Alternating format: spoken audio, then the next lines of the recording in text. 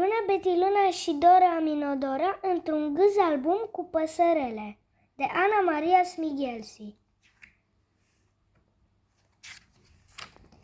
Luna Betiluna și Dora Minodora, cele două păpuși albastre, au fost de față când a început tărășenia. Aș putea spune chiar că de la ele au pornit totul. Păi dacă au plecat singure în pădure... Bâzul Muscoi și Țânțul Țânțar, cum n-au nicio treabă și umblă hai-hui, le-au văzut când culegeau ghinde ca să-ți facă cescuce verzui. Și-au dat fuga cu pleașca la fioroasa Huașca Rădașca.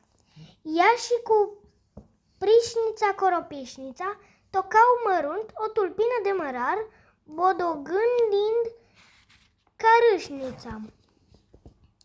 Hai să le prindem și să le punem să ne toace verdurețile. Noi să nu mai muncim, se gândi Rădașca. Lăcusta Fămăgusta îi prinse gândul îndată. Ha, ha, ha! Să nu mai muncim, chiotit încântată. Și toate omizile păroase fură bucuroase să scape de treabă. Cărăbușul Scarabe intră de grabă în combinație. Păianjelul Firtecos fu tocmit să le prindă.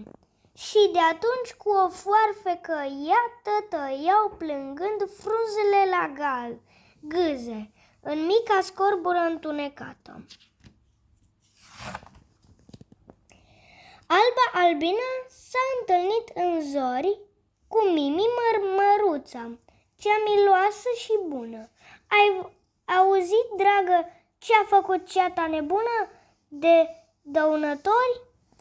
Măi negrilă greierilă, ia tu legătură cu păsările, că vă știți de la școala de muzică, zicea o furnică de lângă altă furnică. Dădu fuga greierilă la Pantelică Pițigoi și de la distanță, pentru siguranță, îi scărțâia cri, cri, cri, măcea oribilă.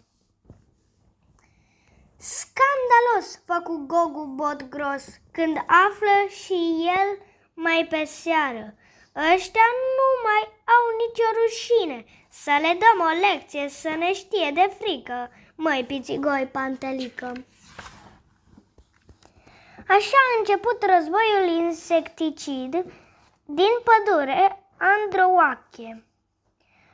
Ciucaboc, ciocănitoarea, preluă conducerea. Mai întâi culese coji goale de castane pentru prizonieri. Trilurii, priveghitoarea, era prea obosită de atâta cântat noaptea un concert, așa că n-a participat. Cucu Haiducu, cel bătăios, porni în cercetare și văzu pază mare la scorbura neagră din nucul cel gros. Doar Lula Libelula nu pricepea deloc ce oare se întâmplă. Ce vrea Ciocaboc? Vezi bine că nu o privește, ea se hrănește cu praf de puf de fulgi de soare. Pupăzo, tu nu faci nimica? Întrebă Rândunică. Pu, ba bine că nu! S-au adunat păsările în stol puternic deasupra pădurii. Plecarea! De acum nimeni nu scapă, bufnița nemișcată gândea batjicătoare. Ei furtuna într-un pahar cu apă? Era tocmai la masă. Ceata nerușinată, când nu vă spun ce s-a pornit, a fost ceva foarte cumplit. Fluturașii au scăpat, sunt prea frumoși pentru mâncat. Și rochița Rândunicii și lămăița și fluturele amiral. Onete și Sticlete, doi sticleți, au ridicat în zbor păpușile eliberate, în timp ce sub ei pădurea clocotea de zbuciu.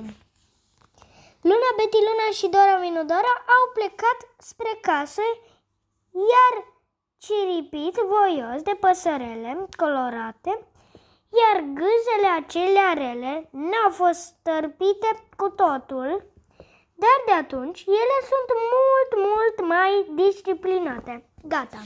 Cam asta a fost povestea.